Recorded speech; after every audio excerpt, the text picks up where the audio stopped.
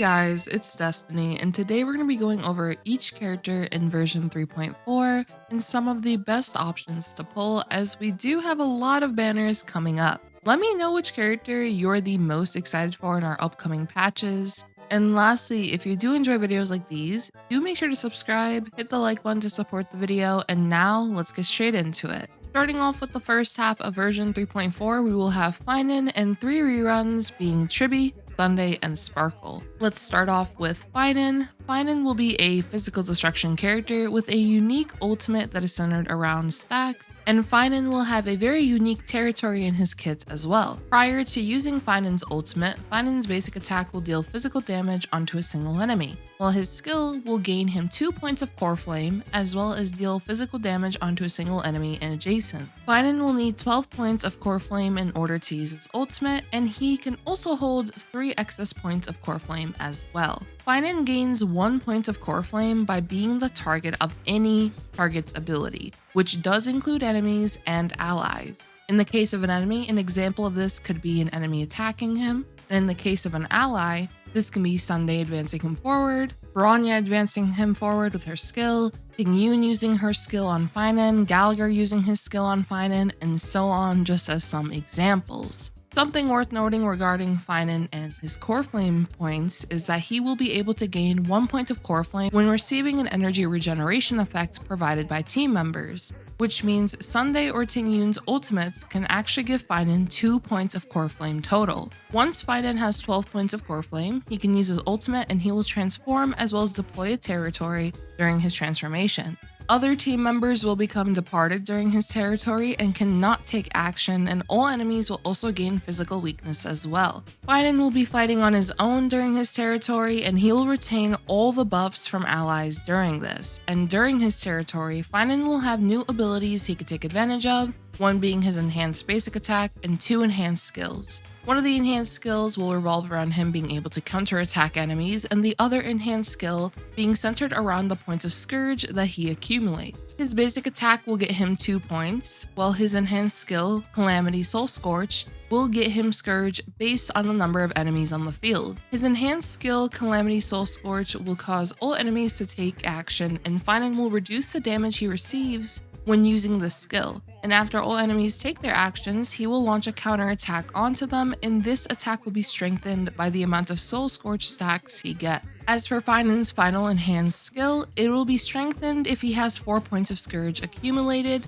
and Phainon will dispel all debuffs on him and be able to unleash massive damage onto enemies with his enhanced skill Foundation, Star Death, Verdict. As for when Phainon exits his transformation, he will deliver a final hit before ending it, which you would then need to get him enough core flame points to re-enter his transformation by using his ultimate if he didn't defeat all the enemies within his first transformation. As for Phainon's technique, it'll increase the max technique points by 3 by being in the team, and his technique will consume 2 points and immediately attack all enemies. Then after entering battle, he'll regenerate energy for all allies, gain 2 points of Scourge, and 1 skill point. He will also deal physical damage onto all enemies at the start of each wave. And lastly, if you hit a normal enemy with his technique, he will defeat them without entering battle. Phainon has an interesting playstyle when it comes to him being able to depart team members during his territory from his ultimate, and him becoming the sole fighter while his territory is active. Phainon being able to keep the buffs that allies provide him while he's in his territory will allow Phainon to deal a bunch of damage, especially with his enhanced skill that consumes Scourge.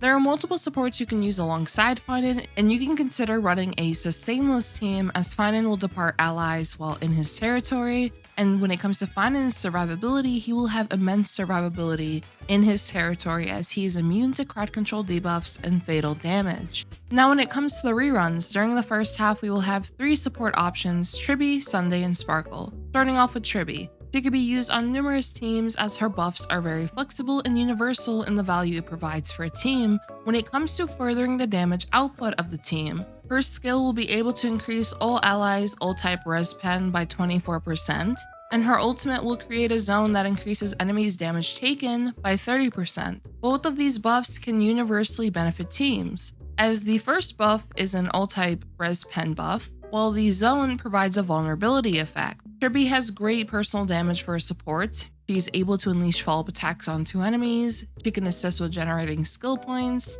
and she can nicely take advantage of Dance Dance Dance to provide action advance for the team and so on. Tribbie is currently one of the best supports in Star Rail for what she is able to provide for teams and a player's account overall, and is commonly used with the strongest damage dealers in the game. As for Sunday, he provides powerful buffs for an ally, as he can provide 100% action advance with the skill, which Sunday also advances forward a character's summon by 100% as well, 20% crit rate when he uses his skill on an ally, damage boost by using his skill on an ally. His skill can also dispel a debuff from an ally as well, and then his ultimate will provide a team member with a minimum amount of 40 energy, as well as grant them a huge crit damage boost as well. Sunday provides a lot of benefits that a lot of hyper carry-like damage dealers can heavily take advantage of. For example, Aglaya, Mighty, Saber, Phainon, Hypercarry Anaxa, Jingliu, and many more. Now when it comes to Sparkle, she can assist with regenerating skill points for the team, as well as increasing the maximum skill points the team can use by 2. She can provide an ally 50% action advance, as well as boost their crit damage. She can increase allies' attack and boost the damage dealt by the team. Now when it comes to Sparkle in comparison to Sunday and Tribbie, she isn't commonly the best support for a lot of our recent characters, and I would say she can fall short in comparison to Sunday and Tribbie. Sparkle will pair nicely though with Archer, as he could take advantage of multiple skills repeatedly without his turn ending. However, I would say when it comes to what these characters provide for accounts as a whole, Tribbie and Sunday are more valuable. And I would also recommend considering to pick up Tribbie if you don't already have her on your account. Now when it comes to the Fate characters, they'll be available on July 11th, and their banners will last for multiple patches, which gives you a lot of time to pick them up, and this can allow you to pick up other characters in the meantime if you're lacking certain characters on your account. For example, we just went over the support reruns in the first half. This could be a valuable opportunity to get a support if you are lacking supports on your account. Additionally, in the case of Archer, if you spend 200 Star Rail passes throughout version 3.4, you can acquire his light cone as a bonus without having to spend pulls on his light cone banner, which means you can use the pulls on Phainon's banner, the reruns, Saber's banner, and so on, and you can be able to acquire his signature light cone as a bonus. When it comes to their kits, Saber is a wind destruction character who revolves around her core resonance mechanic and being able to deal massive damage with her ultimate. Starting with how Saber's core resonance mechanic works, core resonance is useful for increasing Saber's skill damage as well as assisting with her regenerating energy when she consumes core resonance. And this will assist with Saber being able to use her ultimate more frequently, which her ultimate is a huge source of her damage output. Saber will gain 1 point of core resonance when entering battle, and if you use her technique, she'll gain 2 core resonance, which allows her to start at 3. When it comes to Saber's attack, her basic attack will deal damage onto a single enemy. Saber's skill will deal damage onto an enemy and adjacent enemies, as well as gain 3 points of core resonance. And if Saber currently possesses core resonance and her energy can be regenerated to full by using her skill and consuming core resonance, then Saber will immediately take action and be able to consume all the core resonance she has, which allows her to deal more damage with her skill and regenerate energy based on the points of core resonance consumed, which afterward her ultimate will become available to use. Stacking more points of core resonance will benefit the damage Saber will deal with her skill once she consumes it, and you can obtain 3 points of core resonance for Saber each time an ally uses their ultimate, which not only grants Saber points of core resonance, but will also increase her damage dealt. As for Saber's ultimate, she'll deal damage onto all enemies, and after she uses her ultimate, she will enhance her basic attack. Her enhanced basic attack will allow her to get 2 points of core resonance, as well as deal damage onto all enemies. When it comes to knowing how close you are to be able to take advantage of Saber's action advance and being able to fill her ultimate by consuming core resonance, there is a visual indicator that will give you an idea of how close she is to using her ultimate. Of course, you can speed this up with allies giving her more energy to be able to use her ultimate more frequently, as well as deal frequent skills onto enemies as well. When it comes to Saber's kit, she'll benefit from allies who can assist with granting her more points of core resonance, as core resonance is a key mechanic of her kit. Saber will also be able to attack enemies frequently since she has ways to get her ultimate faster, advance herself forward, and so on. Saber will appreciate multiple team members, some being Sunday for his action advance, energy he provides, damage boost, the crit buffs he provides, Phainon is useful for regenerating energy for the team and providing attack with her ultimate. Tribbie can assist with further amplifying Saber's damage output with her buffs. Robin can provide useful buffs as well and provide 100% action advance for the team, which results in more turns and energy gain. Jingliu can be useful when it comes to the energy she can provide Saber, and so on. Now for Archer, Archer is a quantum hunt character who revolves around consuming a lot of skill points in order to deal massive single target damage onto enemies with his kit. Starting with Archer's basic attack, he'll deal damage onto a single enemy. As for Archer's skill, Archer's turn does not end until you run out of skill points or after actively using his skill 5 times. Archer's skill will consume 2 skill points each time you use it, and as you use his skill repeatedly, he will deal more damage onto enemies. Archer's skill will be able to deal massive damage onto an enemy, and Archer will also increase the number of skill points available for the team by 2, which is highly beneficial for him in order to be able to use his skill repeatedly. And if you add Sparkle on a team with Archer, you will now have 9 skill points, plus Sparkle's ultimate being able to regenerate skill points will also be very useful for being able to attack repeatedly with Archer. As for Archer's ultimate, he will attack one enemy and gain 2 points of charge, with a maximum of holding 4 charges. As for the significance of how these points of charge matter, whenever Archer's teammate attacks an enemy, Archer will consume 1 charge and immediately launch a follow-up attack onto an enemy, and he will recover 1 skill point by doing this, which will be very useful as this can assist with the number of skill points available for him to take advantage of. As for Archer's technique, he will deal quantum damage onto all enemies and gain 1 point of charge. Additionally, in the live stream, Archer was shown with 2 points of charge after using his technique, which likely implies that one of his traces will allow him to gain 1 charge after entering battle. When it comes to Archer's kit, since he can skill repeatedly without his turn ending, he will be able to nicely take advantage of character buffs that may have a short duration, since he can attack repeatedly without his turn ending.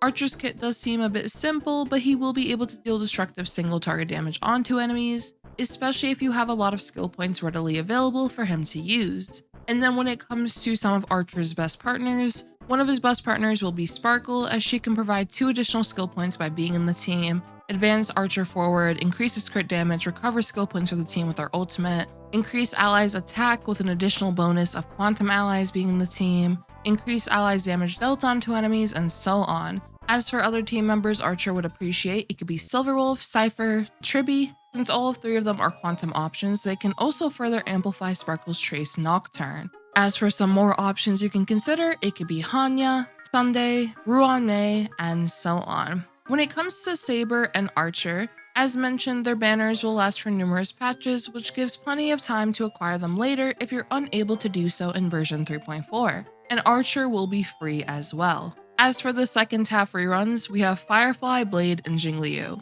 Blade and Jingliu will be receiving valuable buffs to their kits in version 3.4, which will assist with their strength overall. However, in the case of Blade, it is worth noting that you can acquire Blade when you lose your 50/50. So personally, I would advise using your limited pulls on characters that are more difficult to obtain. For example, the other limited banners in this patch, Tribbie's banner, Phainon's banner, and so on. As for Firefly, she's a break-centric damage dealer who can implant enemies with fire weakness, increase her own speed, regenerate energy with her skill, which can allow her to quickly enter or re-enter her ultimate. Once she uses her ultimate, she'll enhance her basic attack and skill, increase her weakness breaking efficiency, and so on. Firefly could be an option for those who are interested in the Super Break playstyle. However, I personally would recommend investing more into a newer damage dealer. In most cases, I would recommend looking at the newer damage dealer first, unless of course it is one of your favorite characters. When it comes to all of the options available for version 3.4, I would say the highest priority would be Tribbie if you do not have her just yet and are lacking supports, as she is currently one of the best supports in Honkai Star Rail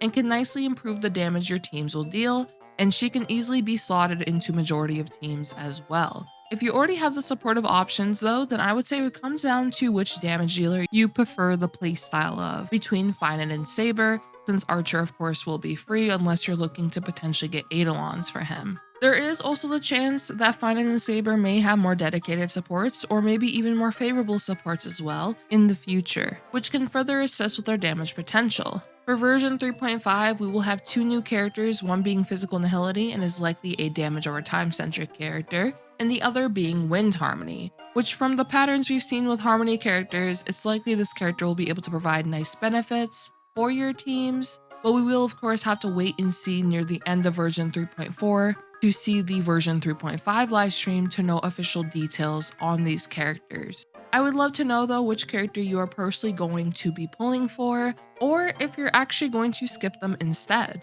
If you did enjoy this video, consider subscribing to see more content from me, leave a like to support the video, and I hope to see you all next time. Peace.